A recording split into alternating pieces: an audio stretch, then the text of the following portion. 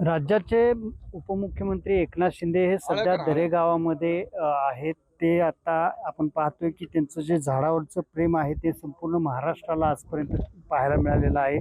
ते कायमच या शेतीमध्ये रमलेले या दरेगावामध्ये आल्यानंतर पाहायला मिळतं. या ठिकाणी आता सध्या वृक्षारोपण त्यांचं सुरू आहे. मोठ्या प्रमाणात झाडांची लागवड, हा परिसर संपूर्ण हिरवागार केलेला आहे. साहेब, काय सांगाल तुम्ही?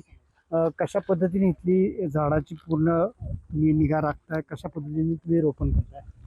खरं म्हणजे जेवढी झाडं आपल्याला लावता येतील, किंबहुना जेवढं आपल्याला पर्यावरण चं रक्षण करता येईल तेवढं केलं पाहिजे. शेवटी आजचा हे ग्लोबल वॉर्मिंग, क्लायमेट चेंज, अवकाळी पाऊस, गारपीट, ह्या सगळ्या गोष्टी ज्या आपण फेस करतोय, याला एकमेव उपाय म्हणजे वृक्षारोपण करणं. मोठ्या प्रमाणावर वृक्षारोपण झालं पाहिजे आणि त्याचं संगोपन झालं पाहिजे. ती झाडं मोठी झाली पाहिजे.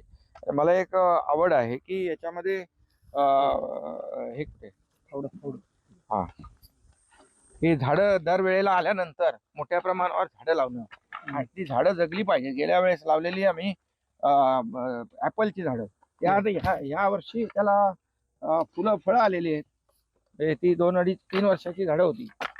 त्यामुळे बांबूची लागवड केलेली आहे. बांबू मोठ्या प्रमाणावर इकडे त्याला अनुदानही शासनाच्या वतीनं दिलं जातं. म्हणून लोकांनी यामध्ये सहभागी झालं पाहिजे. शेतकऱ्यांनी सहभागी झालं पाहिजे. तरुण शेतकरी आहेत, त्यांनी देखील यामध्ये शेतीकडे एक उद्योग म्हणून पाहिलं पाहिजे. आणि म्हणून त्यामुळे मी आलो की माझा हा उद्योग असतो इकडे झाडं लावणे वेगवेगळ्या प्रकारची, आणि हजारो झाडं लावली आहेत आपण. साहेब, आपण पाहतोय म्हणजे या परिसरात संपूर्ण असा हिरवागार मध्ये फुलताना पाहायला मिळतोय. याच्यामध्ये तुमचंही कष्ट दिसते. मात्र इथला जो युवक वर्ग आहे, इतर लोकांना तुम्ही कशा पद्धतीने प्रोत्साहन करताय? त्यांना नवीन रोजगाराच्या अनुषंगाने कशा पद्धतीने तुम्ही? इथला तरुण जो आहे रोजगारासाठी, नोकरीसाठी आपलं गाव सोडून बाहेर जाता कामा नये, यासाठी जी काही संकल्पना आमची आहे, पर्यटनाला चालना देणं. या ठिकाणी पर्यटक मोठ्या प्रमाणावर, हे खरं म्हणजे निसर्ग सौंदर्य आहे, निसर्गाने समृद्ध असलेला हा सगळा भाग आहे. आणि या पंचक्रोशीतले लोक जे आहेत, हे नोकरीनिमित्त इतर शहरामध्ये त्यांना जाऊ नये, जायला वेळ येऊ नये, इथंच त्यांना रोजीरोटी मिळावी, इथंच आपल्या जन्मभूमीमध्ये राहून या ठिकाणी त्यांचा उदरनिर्वाह व्हावा, ही संकल्पना डोक्यात आहे. त्यामुळे त्या पद्धतीने त्याचा एक हा भाग आहे. रेशीमचा पण एक वेगळ्या पद्धतीचा प्रोजेक्ट आपण इथे राबवला, त्याची काय परिस्थिती? रेशीमच्या बाबतीमध्ये देखील लोक त्याच्याकडे प्राधान्याने पाहत आहेत. आणि टसर ते जे आहे त्यामध्ये देखील खूप चांगलं उत्पन्न मिळेल, आणि म्हणून क्लस्टर एकत्र येऊन ते केलं पाहिजे. आता या सगळ्या जमिनीमध्ये, ही जमीन अतिशय सुपीक आहे, सर्व प्रकारची शेती या जमिनीमध्ये होते. त्या लोकांना पाण्यासाठी कशा पद्धतीनं तुम्ही एक नवा काय प्रकल्प हे करणार आहात का? कारण का कोयना ज्या वेळेला आटायला लागते त्यावेळेला इथल्या लोकांची पाण्याची अवस्था वाईट आता होते. म्हणून आपण बुडीत बंधारे मंजूर केलेले आहेत.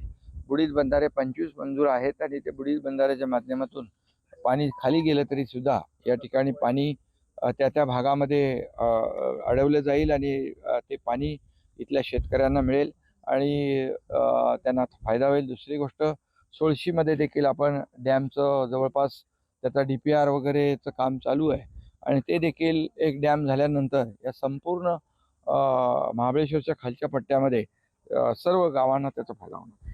साहेब, 2 ब्रिजचं काम चालू आहे. आज वाहतूक, आज आपण पाहिलं तर बोटी आणि बादशिवाय पर्याय इकडे नव्हता, परंतु आता जून जुलैमध्ये मला वाटतं ते एका पुलाचं उद्घाटन होईल. दुसऱ्या आणखी 2 पुलांचं काम चालू आहे. कोकणामधून डायरेक्ट पश्चिम महाराष्ट्र जोडणारा हा प्रकल्प आहे. त्यामुळे कोकण आणि पश्चिम महाराष्ट्र जवळ येईल. त्यामुळे कनेक्टिव्हिटी वाढेल, पर्यटन वाढेल, लोकांची ये-जा वाढेल, आणि स्थानिक गावकऱ्यांना फायदा होईल. साहेब, तुम्ही निसर्गाचा आवाज ऐकताय, तुम्ही लोकांच्या प्रश्नांचा आवाज ऐकताय, आणि तिकडं आवाजाच्या वेगवेगळ्या पद्धतीनं राजकारण सुरू आहे.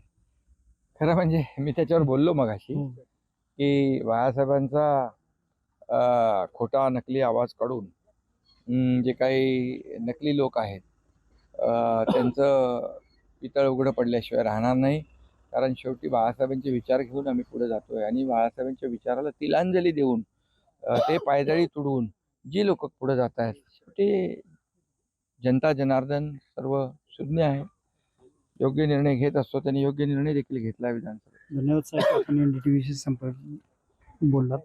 एकंदरीतच एकनाथ शिंदे साहेबांनी या परिसरामध्ये जी काही शेती फुलवली आहे त्या अनुषंगाने त्यांनी सविस्तर माहिती NDTVला दिली आहे. मात्र या परिसरामधला जो काही युवक वर्ग आहे, जो बाहेरगावी गेलेला आहे, तो पुन्हा या ठिकाणी यावा अशी एकंदरीत त्यांची अपेक्षा आहे. त्या अपेक्षेच्या अनुषंगाने त्यांनी आता या ठिकाणची शेती फुलवून युवकांना एक वेगळ्या पद्धतीचा रोजगार कशा पद्धतीनं गावातच निर्माण करता येईल, पर्यटनाच्या अनुषंगाने आणि इतर अनुषंगानं त्यांनी तो व्यक्त करून दाखवलेला आहे. Cameraman Kailas Rahul Tapase, NDTV Satara.